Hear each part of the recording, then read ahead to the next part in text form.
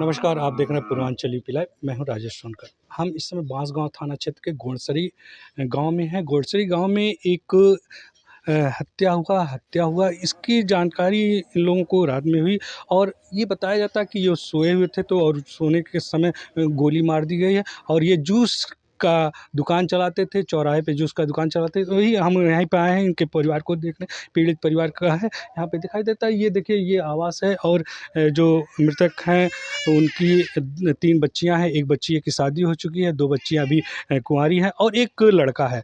और यही परिवार है, ये घर है। देखिए, घर की स्थिति बहुत दयनीय है। घर की स्थिति दिखा के हम आपको दिखाना चाहेंगे कि किस तरह से घर की स्थिति दयनीय है, क्योंकि ये देखिए, ये परिवार है, पीड़ित परिवार। ये पूरा आपको हम छत दिखाते, छत एकदम डैमेज हो चुका है। छत कभी भी गिर सकता है। ये बरसात के मौसम खत्म हुआ लेकिन बरसात अभी देखिए, ये बच्चे से हम बात करना चाहेंगे। ये क्या नाम है बाबू? मुस्कान। मुस्कान। तुम्हारे पिता का? मुन्ना साहनी। ये बताओ कि ये घर ऐसे है? बहुत खराब है। जब बारिश होता हम लोग सो नहीं पाते। इधर भी पानी चूता है, उधर भी और घर में भी। प्रधान द्वारा इनको जो है यहाँ पे निषाद युवा यानी कि राष्ट्रीय अध्यक्ष आए हैं और पीड़ित परिवार से मिले हैं। ये बताइए कि ये पीड़ित परिवार से आपने मिला है तो क्या कहा? स्थानीय प्रधान सबसे बड़ी बात है कि स्थानीय प्रधान के खिलाफ जांच होना चाहिए। बताइए, ये परिवार इस तरह से है, इस परिवार को न तो मकान दिया गया, न प्रधानमंत्री आवास दिया गया और न कोई सुविधा दी गई। पता नहीं उसकी आँख पे पट्टी बंधी हुई, धृतराष्ट्र है क्या है आँख प्रधान? देखिए, ये जो है पूरा जो है प्लास्टर उस्टर ढह रहा है। इस परिवार को नितांत जो है आर्थिक मदद की ज़रूरत है और हम लोग इस डीएम महोदय से इसकी शिकायत करेंगे। अच्छा, ये बताइए, जिस तरह से घटना घटी है, रात में सोते समय गोली मार दी गया, अभी तक जो आरोपी हैं किसी तरह से कुछ जानकारी नहीं मिल पाई, क्या? देखिए, जैसे इस तरह की घटनाएं जो होती है उसके हम चूँकि हम भी क्रिमिनल लॉयर हैं, इस तरह की घटनाओं में पुलिस जो है अब जांच करेगी तमाम बिंदुओं पे, तमाम मोबाइल लोकेशंस के आधार पे और तमाम और क्लू है जो इनके दुकान के संबंध में जो आसपास कोई विवाद इनके होंगे या दुकान से कोई प्रतिस्पर्धा होगी, तमाम बिंदुओं को लेकर जब पुलिस जांच करेगी तो उसमें जिसके नाम का खुलासा होगा उस तदनुसार इसमें पुलिस कार्रवाई करेगी। उसके लिए पुलिस को थोड़ा हमें लगता है कि पुलिस को भी 24 घंटे की समय देनी चाहिए। 24 घंटा के अंदर अगर पुलिस खुलासा नहीं करती तो इसके लिए हम लोग निषाद युवा वाहिनी संगठन के माध्यम से कठोर से कठोर कार्रवाई कराएंगे। अच्छा, आप अभी पीड़ित परिवार से मिले हैं तो क्या आश्वासन दिया? अब पीड़ित परिवार को जैसे हम समाज से अपने जैसे हमारे अकेले मदद करने से इस परिवार की मदद तो होगी नहीं। मैं समाज से इनका QR कोड लिया हूँ। समाज के लोगों से अपील करूँगा इनके परिवार को ज़्यादा से ज़्यादा, जैसे हम लोग भाई धर्मात्मा निषाद के परिवार को मदद कराया गया, आर्थिक मदद कराया गया, वैसे इनके परिवार को आर्थिक मदद कराया जाएगा और जो भी इसमें मुलजिम होंगे उनको बख्शा नहीं जाएगा। इस परिवार का मुकदमा अगर सिविल कोर्ट गोरखपुर या माननीय उच्च न्यायालय तक इस परिवार के इस मुकदमे को मैं फ्री देखूँगा, बस यही कर सकता हूँ मैं। देखिए, ये निषाद युवा वाहिनी के राष्ट्रीय अध्यक्ष हैं और लायर भी हैं, क्रिमिनल लायर भी हैं। इन्होंने कहा कि इसमें पीड़ित परिवार का मुकदमा देखना होगा तो मैं फ्री देखूंगा।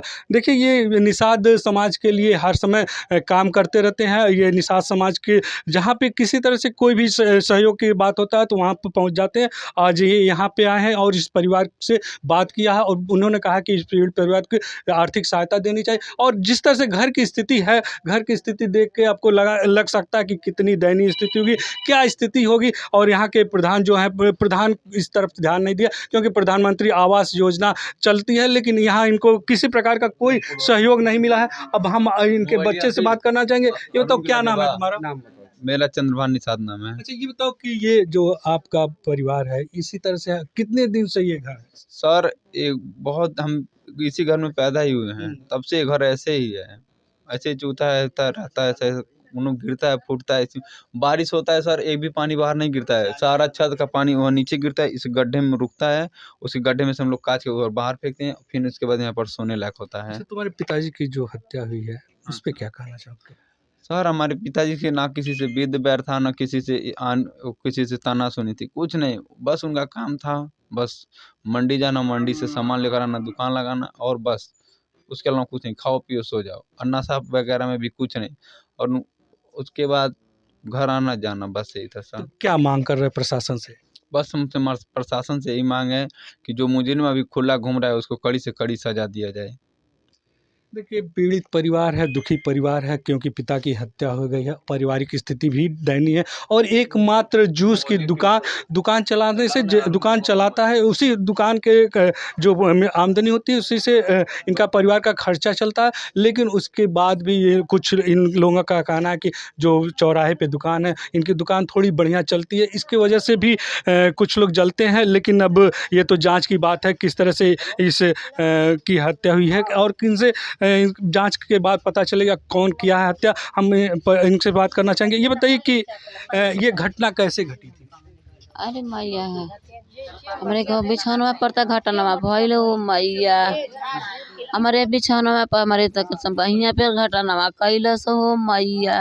तो आपको नहीं लगा गोली अरे क्या? हम गोली के धार दे कैले, जब धार दे कैले तो कहती अरे पूजा के पापा कंडीशनवा पंखवा के फाट गए। तू कहत पंखवा खूब कस के चलत रहल, तू कहत पंखवा कनी हाँ इतना कह के गिर गई। ऐसा हो लगनी हला हला लुटिया करे, हम लगनी सोहरावे ऐसा कनी अरे बाप हो बाप गोलियां मार के चल गई। अरे बाप गोलियां मार दिहलस, इ त गोलियां हमारे रजवा के मार के चल गई। हम नहीं देख पाऊनी रे बापाई, हमारे बहिया पर जनवा उनका लिया। क्या लगता कौन कौन मारा? हम नहीं देखा नहीं रहो नहीं तो हम पकड़ के ओके मरले रहती हूँ मैया।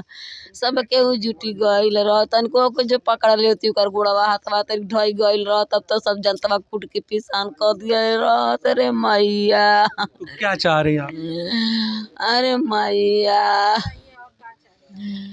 अरे मैया हमारे लइकवन के सब एती करी वो मौके शासन पहले काढ़ा दे सबे, पहले ओके पकड़ के शासन दे, पहले सबे सजाए काढ़ा दे सबे। अच्छा, ये बताइए कि क्या किसी से इनकी कभी कोई लड़ाई हुई? ही नहीं, जीवन में नहीं, कभी नहीं। इतना उम्र निकल गई, इनके इतना अच्छा आदमी केहू नहीं रहल है, बहुत बढ़िया मने रहना। अचानक में अगर जो तनिको रंजिश रहल तो आदमी कुछ ध्यान कैले रहल, अब निर्मल सुतल रहना निधड़क कि हमसे केहू से दर दुश्मनी नहीं बा। अब सीधे जौन है आके मार के दाग के सीधे भाग गई। क्या लगता है? हम लोग का कहना जुरान तो कहनी तो गोली छूट गई, लेकिन हमन नहीं जानी इन्हीं दाग के भागता। हमन के जब तक आवाज के परीक्षा था कि कहाँ गोली चलल, तब तक कि चिल्लैलिन कि अरे बाप गोली से दाग देला। हमन भागल नहीं आ तुरंत भाग गई, तुरंत हमन के नहीं भाग गई। और मुलजिम भाग के आ कहाँ चल गई, ओके कड़ी से कड़ी सजा मिले के चाहिए। गौ के हत्या कैले बा, गौ के हत्या कैले बा। देखिए, यहाँ के लोगों ने कहा कि बहुत निहायत शरीफ आदमी थे, किसी से कोई दुश्मनी नहीं थी, आखिर हत्या हुई है किस तरह से हुई है इसकी जांच होनी चाहिए। जांच होने के बाद जो जिम्मेदार हों उनको कड़ी से कड़ी सज़ा होनी चाहिए। हम प्रधान राजेश गुप्ता से बात करना चाहेंगे। इस परिवार की जिस स्थिति है, जो घर की स्थिति है, ये बताइए कि घर की स्थिति तो आपको देखने में देख ही रहे हैं, कैसा लग रहा है? तब एकदम बेकार लग रहा है, एकदम बेकार लग रहा है। अभी चाह रहे हैं इसका आवास मिल जाए। हाँ, ईटा इनके आवास पात्र के लिए भरा गया था, फार्म भरा गया था, तो क्या कैसे सबको लिस्ट में नाम दिया गया था। तो सिक्योरिटी यहाँ तो उसके बाद इसको देखें कहीं सेटलमेंट का कौन मकान रहेगा उस पर आवास नहीं मिलेगा। जर्जर मकान रहेगा तो उसको मिलेगा। उसको जर्जर भी मकान रहेगा तो वो भी कैंसिल कर रहे हैं। वो सब गांव में इतना है, सब जर्जर के मकान किसका मड़ई देख रहे हैं उसी का कर रहे हैं, इसी का होगा। आज के 4 साल हो गया, 4 साल हो गया, आज से 4 साल हो गया, अभी तक आवास का कोई कुछ है नहीं। सिर्फ आधार, सिर्फ विकलांग का, विधवा का, यही सब कर रहे हैं। तो क्या लग रहा, क्या अब इस पीड़ित परिवार के लिए क्या? के लिए कल वीडियो सब आए थे, कहे चलिए गए इनके आवास मिल जाए। हम लोग तो वहाँ पे थे सदर में, ठीक है। तो क्या पीड़ित परिवार की आर्थिक सहायता के लिए कुछ करेंगे? बहुत कुछ करेंगे, मीन जी हम अपने तरफ से कोशिश करेंगे सब कुछ हो जाए। और राशन की बात भी उठ रहा है कि राशन भी कम मिल रहा है, तो क्या करें? तो इसमें कोटेदार दिक्कत करता है ना। आप कोटेदार के खिलाफ कोई कंप्लेन अभी कुछ नहीं किया तो करना चाहिए ना। हाँ करेंगे। तो कब करेंगे? अब आज भी करेंगे। कल आए थे ना, कल आए थे ना, उसमें भी 5 किलो काटता है, उसमें काटता है 5 किलो मेन जी। कौन है? मुन्ने कोटेदार। और सिक्योरिटी वैष्णवी है। इसके बाद जितेंद्र यादव थे। चलिए, ये प्रधान थे। प्रधान ने कहा कि पीड़ित परिवार का हर संभव सहायता करेंगे, क्योंकि जिस तरह से घटना घटी है उस घटना पे सभी लोग दुख व्यक्त कर रहे हैं। और इन्होंने कहा कि बता रहे हैं आप सर, कोई आते हैं सिक्योरिटी साहब तो वो कहते हैं किसका मकान रहेगा, सिलमिन का 7 फुट के ऊपर किसका कटरन रहेगा, उसको आवास नहीं मिलेगा। क्यों नहीं मिलेगा, बता दीजिए क्यों नहीं मिलेगा। हाँ, लिख कर दीजिए क्यों नहीं मिले। मेन की गांव में कुछ होता तो प्रधान का नाम होता ना। 4 साल हो गया, अभी सिर्फ एगो विकलांग का मिला है, सिर्फ किसी विकलांग को मिला है और किसी को नहीं मिला है।